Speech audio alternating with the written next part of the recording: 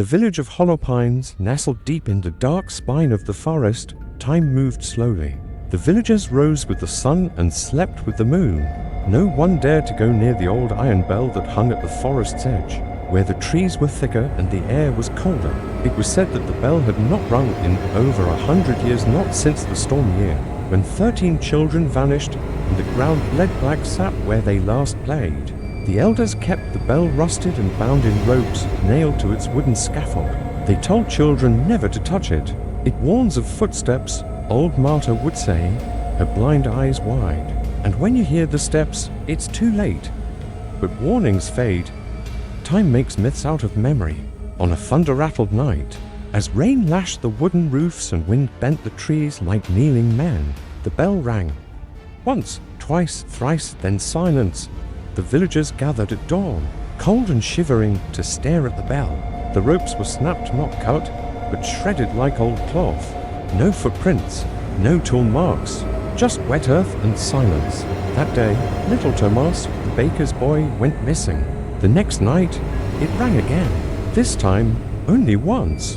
The next morning, Marta was gone and her door was open, swinging in the wind. Her walking stick sat in the middle of her floor, clean and unused. Panic began to settle like frost. Families boarded windows. No one walked after sundown, all except for Elias.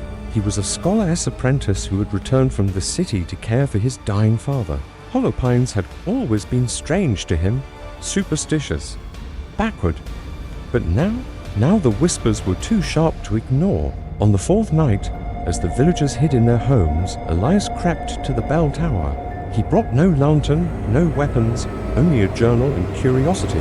The bell was immense, blackened with age and rust. It hung motionless above him, no wind, no storm. Stillness. He examined the remnants of the ropes and found they hadn't been untied. They had rotted in a single night. Impossible unless something sped their decay.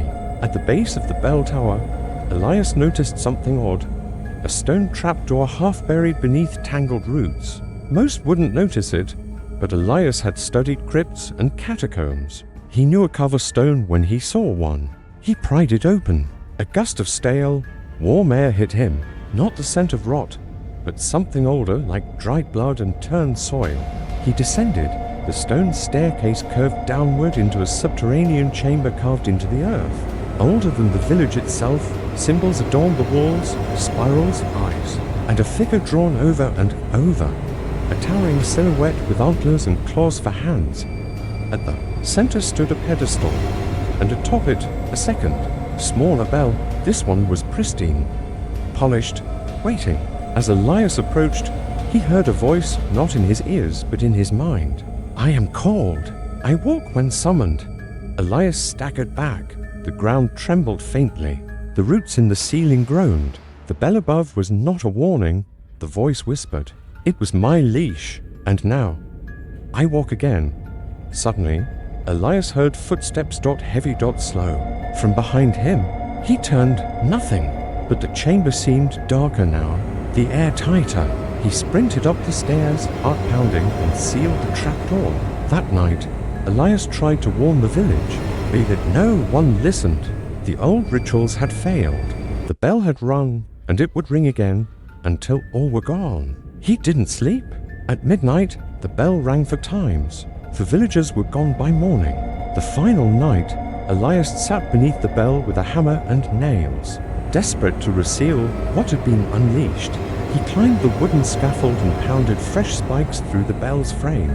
But before he could finish, the temperature dropped. His breath came out in clouds, the air filled with the scent of pine sap and old iron. Then, a voice. "You cannot unring me." Elias turned.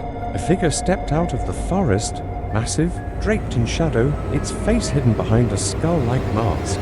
Its hands were branches tipped with talons, antlers spread wide like a crown of trees. Elias rang the bell one last time, hoping, perhaps, to call help, or at least die knowing he did something. But the creature only smiled, if such a thing was possible. "That's not a warning bell," it said, stepping forward. "That's how you open the door." The next morning, the bell tower was empty. Elias was never seen again. The village now stands abandoned. The bell still hangs, and sometimes when the wind blows through hollow pines, you can hear it echo, calling something, walking closer.